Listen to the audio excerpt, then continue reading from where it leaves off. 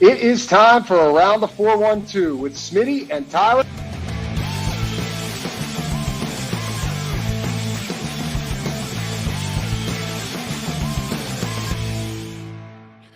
Welcome back to another episode of Around the 412. I am Tyler. With me, as always, is my co-host, Smitty. Be sure to go follow us on all of our social medias at Around the 412. Also, go check out our YouTube channel, hit subscribe and the notification bell so you never miss a video. And check out the listening platforms as well. Follow us there. Leave a 5-star review wherever you find the podcast. Subscribe, follow, leave a review. Also, check out the description. We've got the links to our several sponsors that you'll hear about throughout the show. It's the last Penguins episode that we recorded in several weeks, I think. So we've gotten through the season. We're well into the off season, and it did not take a long time for some news to hit our feeds as far as the Penguins go. Some surprising news too. Yeah, I'm not sure if we would have recorded a Penguins episode this week, to be quite honest with you. I don't know what we would have talked about if we did. So this is typically what happens for a little bit, other than with the Steelers. We never really go on hiatus with them. But if there's not something to talk about with the other two, we really don't force the issue and don't record an episode. Certainly something to talk about. For the first time since Around the 412 has been a thing, we're going to have a new head coach of the Pittsburgh Penguins, Mike Sullivan as head coach of the Pittsburgh Penguins. A mutual parting of ways. And I'm not going to dive into that and necessarily try to say that's not really the case, and one side is really more at play here than the other or whatever. But either way, it doesn't matter. It all shakes out to the same end result. Mike Sullivan will not be the head coach of the Pittsburgh Penguins for the first time since we started recording this podcast all the way back in 2017. Obviously 2 Stanley Cups won within that time. Ton of memories, great memories with Mike Sullivan. I know that there's people that have been pushing for this really since the bubble playoffs where we lost to the Canadiens, but haven't won a playoff series in quite a while. I think Mike Sullivan is an awesome. This is the same conversation we had when we were talking about firing him. I think Mike Sullivan's an awesome head coach. He could go somewhere else and do very well, I still think.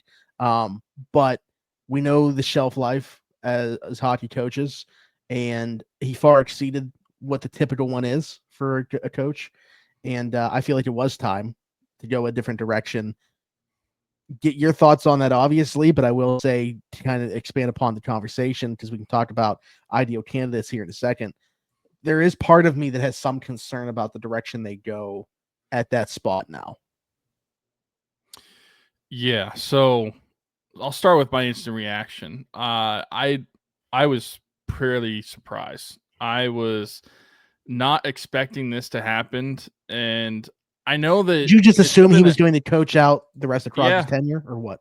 Like, maybe not necessarily Crosby's tenure, because we had no idea how long it's going to be, but at least the extension that he was on. Because I thought that if he was going to be gone, it would have happened already, and I felt like they kind of got past a point of no return, in my mind at least, with getting rid of Sullivan, where I just felt like he was going to be the Penguins head coach for the foreseeable future, because I felt like FSG was bought into him. I thought Kyle Dubas was bought into him. And despite the play on the ice, I thought that there was going to be some stability at the head coaching position through what they're trying to work through. Obviously, that is not the case now. And that's the surprising part to me. It's just like the timing of it all. Like, what made it this offseason where they finally ripped the Band-Aid off a little bit?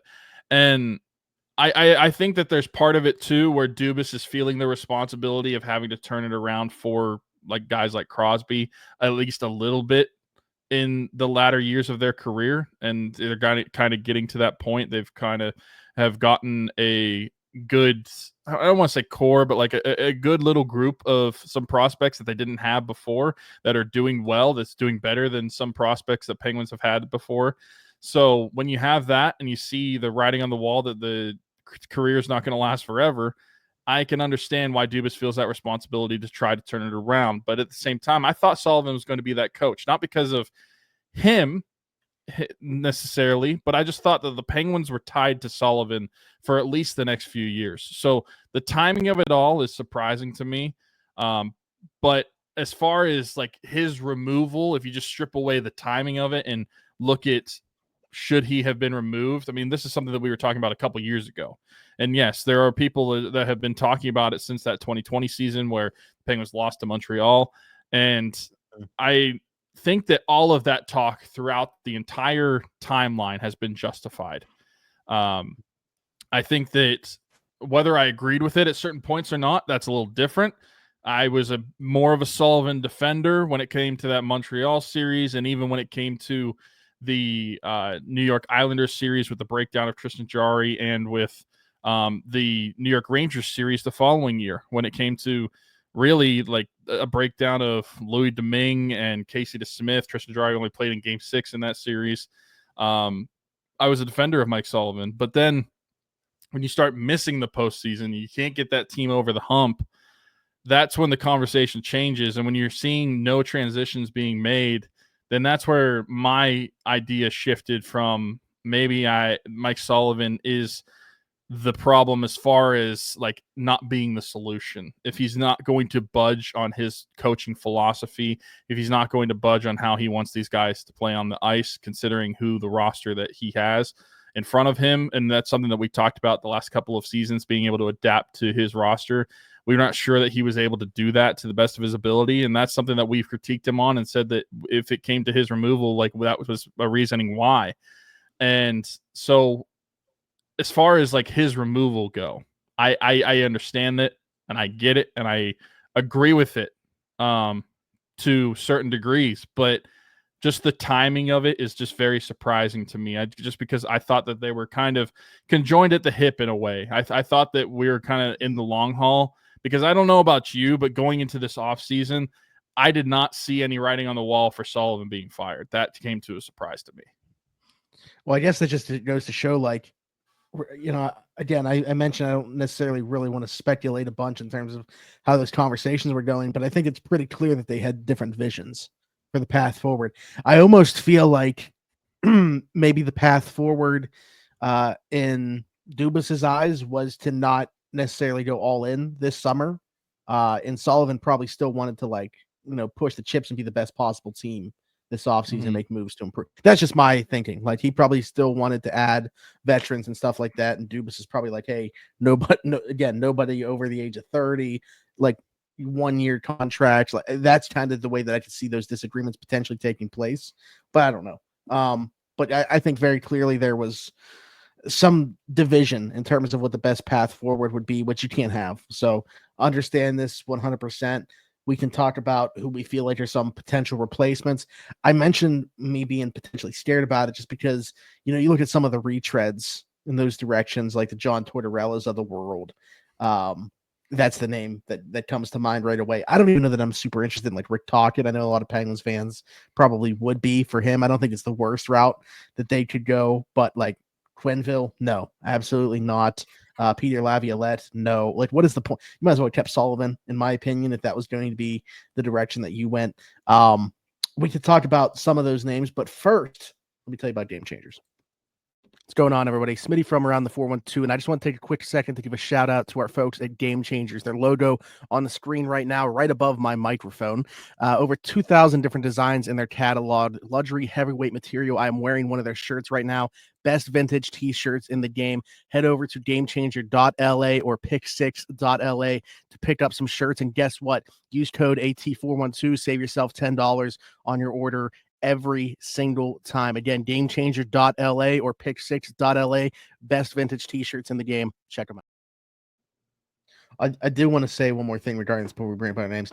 I do wonder how those conversations were going throughout the year, though, in terms of, like, the young guys not playing, you know, right until like the very end. I wonder how much Dubas was pushing to see those guys and what those conversations were like, the back and forth. But anyways, thanks to Mike. So I don't think he's going to be out of work for very long. We'll see where exactly he ends up landing. The first thing that I want to mention to you is Mitch Love, currently on the Capitals staff. Look at the way the Capitals have turned things around. He was in the AHL, but he's been up at the NHL level with Spencer Carberry. And you look at how they've rebuilt so quickly. Works with their defenseman there. I think that he would be a name for me to watch. Just seems like a logical next step in terms of his ascension into the coaching ranks. Was in the AHL, 2 years at the NHL level. behind the bench boss there, kind of like his right-hand man for Spencer Carberry, and look at what that team has accomplished. I think he would be worth a look. I know one that a lot of people mentioned, and I'll be honest, like don't know a ton about him, David Carl, University of Denver coach. I think this makes the most sense and could be super intriguing just in terms of this is the antithesis of a retread. Like if you're trying to go the complete opposite direction, the complete unknown in terms of what this guy is going to be as an NHL head coach, that is probably the direction you were hoping that the Pittsburgh Penguins go. But he would certainly be up there in terms of like a level of intrigue for me. There's some other guys that have been coached before, but I wouldn't consider them of that same vein as like a retread, which are like DJ Smith, who was obviously like has the ties to Dubas going back to when he was in Toronto before being hired as Ottawa's bench boss, and Jay Woodcroft, who again, not necessarily super intrigued with, but at one point looked like things were going very well in Edmonton before they massively flamed out. So those are some names that I would keep in mind, obviously, other than that retread list that we mentioned from the jump. Yeah, I like those names. I like Mitch Love, actually. I think that could be a good candidate to go to, especially when you look at having to get better defensively, what he's been able to do with the Capitals. I mean, look at how far they've come in just a few years from where they were after they won the Cup. They kind of bottomed out a little bit, and now they were the President's Trophy winners. And so I think that would be good, looking at what the Penguins have struggled with specifically, just defending in their own zone, problems in front of their own net. I think that's something that you'd have to be able to improve upon and have a coach that was able to do that. So that definitely fits the bill for that one. If you're staying within the Capitals organization, if you want to pull somebody from the AHL, Todd Nelson has won back-to-back Calder Cups. So I think that could be something to look at with the Hershey Bears. I have no problem looking at the AHL level. I mean, that's kind of where the Penguins, in a way, got Mike Sullivan. Was he a head coach ever? Like of an NHL team? Let me look. He was an assistant coach on the Atlanta Thrashers. Okay. But I don't see that he was ever a head coach of an NHL team. Just some AHL jobs. His only NHL job, it looks like, was at the Atlanta Thrashers. And then it's just been a bunch of AHL work and like some juniors a while ago, like 20 plus years ago. But I think that could be a good direction to go to, looking at the success of the Hershey Bears that they've had. If you're looking towards somebody that's not necessarily a conventional candidate because he doesn't coach in the NHL or AHL, I didn't really know much about him until I saw that Taylor brought him up in an article. Sam Hallam, who is the head coach for the Swedish national team, I believe, and he coaches in a Swedish hockey team. I have no idea how to pronounce this name. The Vaxjo is what it looks like to me. I'm sure that's the most American way I could say it. The Vaxjo Lakers. If you want to get some like European influence, then that could be a route to go. But also I feel like, and Taylor did mention this in her article too, but I feel like we got to mention it too. You got to bring up the name Dave Quinn. Whether you want to or not, he's in the organization, not on an expiring contract. He was not let go with Mike Sullivan, so he's still in the organization. Dubas, in his press conference when talking about the whole situation, that says that he is someone that has a lot of experience in that role and has seen some success there. I'm not saying that that's the route I would go. I'll just say that's not the route I would go. But I feel like I would be remiss if I didn't say him as a candidate, because it's a potential in-house hire that the Penguins could have of somebody that's already there. Again, not saying that I think they should do that or even will do that, but that at least has to be an option on the table for them. Yeah, even mentioning, David Quinn, we talked about it when he was hired, right? Like, hopefully this isn't a fallback if they move on from Sullivan. Well, that thought is there for me right now until whatever happens. But it wasn't just Sullivan, actually. Now, moved on from Andy Chiodo, thank God. Did an actual goaltending coach in here, and hopefully, I said that was a move that needed to happen as soon as possible. but certainly before we were talking about Marshall being up here because I didn't want him getting his hands on him whatsoever. So hopefully it's not too late for, Yoel Blomqvist to become something at the NHL level. But yeah, I like some of those other names that you mentioned. Well, Mitch Love to me, if I'm the one to make the hire, he's probably the guy I go with. Yeah, I mean, I think that's a good shout too. I think that this is how do I put this? A very tricky hire for the Penguins right now, because I feel like kind of how the job of what Kyle Dubas is doing, trying to toe that line of being a rebuilding team while also understanding that you have a top 10 player still in Sidney Crosby and not wanting to just shut the door on his career as far as a competitive standpoint goes. Being able to toe that line, I feel like you also have to bring in a head coach that shares that vision, where you may not necessarily at any given night want to go all in, or every given season go all in like a Sullivan would. Like, you have to understand the rebuilding process for your head coach. But at the same time, you want somebody that can come in here and be competitive, because Dubas to me sounded like, as far as, I mean, I know he hasn't been there that long with the Penguins, but as far as his short time in Pittsburgh, he's now ready to at least make certain moves to be a little more competitive in 2025, 2026. It sounds like he's not wanting to give up totally on this team, and Sidney Crosby wants to ice a competitive team. We'll see how that translates into as far as like free agent signing goes, if they make any trades next year, whatever they end up doing.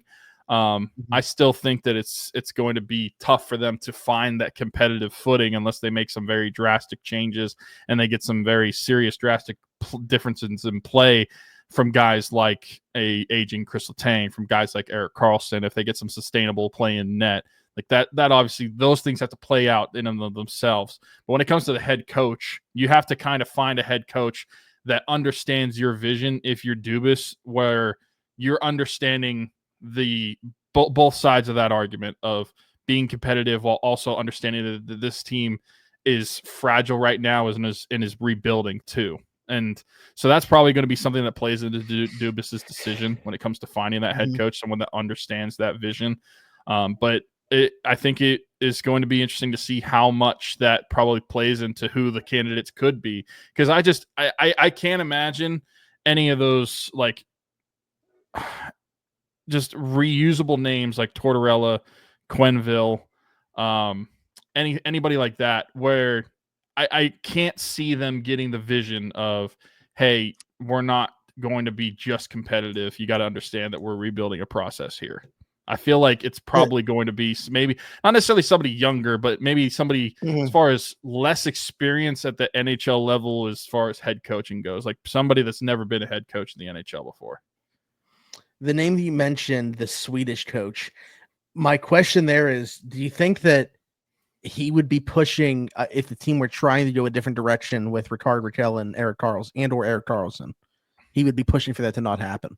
Like, would that make it more likely those guys are on the roster? Yeah, I mean, that could be the case. I don't know how much those biases would play into it, but that is a good point to make, for sure. But I don't know. I feel like it's going to be a tough hire for Dubas, because it's not an easy job to fill when you look at all the parameters of what the job is going to entail. Sure. But I mean, one more name that I want to mention. I was going to say, it makes for an interesting offseason. Chris Lazary has been mentioned a ton, which he's currently a coach in the OHL, so that's probably why it has been mentioned a ton. But apparently he hosts like a bunch of coaching clinics and symposiums, and he's like really started to impress people within like the NHL circles and stuff like that. So there's a lot of thought that he's going to end up making the jump. Only 43 years old. I feel like that seems like a type of guy to me, like you're talking about sharing a vision and having the mind, him being a younger guy. I could see that being a direction that Kyle would want to go to. To me, the question with somebody like that is, are you getting the buy-in from the vets? Like, can they believe that hire? Would they buy into that hire? Yeah, I mean, that's a good point. Someone brought up a hire. I forget the name, so forgive me for not being able to just say it and have much more info on it. Someone brought up a hire of somebody who got injured when they were like 18 and got into the coaching world. They're only like 35 right now. And for the life of me, I can't remember who it is, but I just feel like it'd be interesting having like a 35-year-old coaching, like still top 10 Sidney Crosby. Yeah. Younger than the guys that are like the core guys still on the team. Yeah. Be interesting. Would certainly be interesting. All right. A little bit shorter of a Pens pod this week, but really, like I said, just want to talk about the Mike Sullivan thing and how that's going to shake out. If they make a coaching hire, though, it doesn't sound like they'll be in any like rush to do so. We'll certainly record another podcast. Other than that, we're going to try to get probably some guests on here to talk about, the draft as we get towards that and more stuff like that. Jesse, I'm sure, will be on. Danny will probably be on. Danny's actually going to be coming to the crib to watch some playoff puck here in the near future. So have to pick his brain and hopefully get him back on the show over the course of the off season. But let us know what you want to see as we work through the off season. Maybe we'll jump on here, record one every once in a while. Whenever there's news, we certainly will, such as the case right here. But anything else you want to add, Tyler? No, just hope that they make a smart decision when it comes to this hire. It's been a long time since Mike Sullivan has been the head coach. Can't believe that it's been, we're going on 10 years. He had 10-ish seasons, 9 full seasons at the NHL level, 9.5 seasons total, little 9.5 plus seasons at the NHL level, winning his coach in organization history, back-to-back Stanley Cups. For me, he's the greatest head coach in Penguins history, and I respect everything that he was able to do. Obviously, didn't end in the greatest terms as far as missing the playoffs 3 years in a row, but those things are going to happen. But bringing back-to-back Stanley Cups, especially in a time where it seemed like we were in like the lows of lows in the Mike Johnston era, being able to have him come in and press the right buttons was a blessing for the Penguins and the organization. So getting those cups, something I'll always be grateful for Mike Sullivan for. Yeah, don't let how it ended cloud what the entire tenure looked like. Those don't happen without him and implementing his system. So big shout out to Mike Sullivan and all we were able to accomplish together. And hopefully he goes on to accomplish much more in his coaching tenure. I hate to do this, Mike. I didn't want to have to do this to you and make this segue, but in 2025, you just weren't making the cut. Smitty from around the 412 here. And while I may not have much hair, the hair that I do have will not be cut by anybody besides Keek at Keek's Barbershop. My friend Christian Circle, been with us since day one. Keek's Barbershop, located 401 Burkitch Way, Suite 2 in Beaver, PA. Download the app, The Cut. Book an appointment with Christian today, or you can do walk-in with Tony or Ashley. But again, Keek's Barbershop, 401 Burkitch Way, Suite 2 in Beaver, PA. Go check them out. Old school vibe in there. Absolutely love it. Cannot recommend them enough. Wouldn't go anywhere else. Maybe I'll see you there. And then lastly, right above Tyler right now, Marcello Electric, our friend Brandon Marcello, a.k.a. Boots. His small business serving Beaver, Allegheny, Lawrence, and Butler counties. Commercial, residential, service calls. He does it all. To schedule service, contact him 724-614-0611. Again, Marcello Electric, 724-614-0611. But just like the rest of our sponsors, that link is in the description below to his Facebook page. Contact information is there. Pictures of all the great work that he's done are there, so you can get in touch with him that way and see some of the work that he's been able to do. Also in the description, we got Game Changers. I should mention this. I'm guessing it was largely the new DK Metcalf design that just came out last month, because we had 15 people, I think, use our code in the month of March over at Game Changers, which is like, it's crazy. So we appreciate you if you're listening to this and you're one of those people that ordered a shirt. If you just have seen it on social media, me throw out the AT412 and did it that way. I'm not sure, but shout out to those people. Continue to do so. And again, maybe one's coming from this draft class. If you are also a Steelers fan, if you're a Penguins fan, I know they got Crosby over there right now. They got Lemieux, they got Yager. Maybe there's another one on the way. And Gavin McKenna. I don't know. We'll see. But either way, we'll see how this coaching search does, and we'll be back for another Penguin show at some point relatively here soon in the off season. But until then, for Tyler, for Smitty, this has been Around the 412 Penguin Show. We'll see you next time. Bye-bye.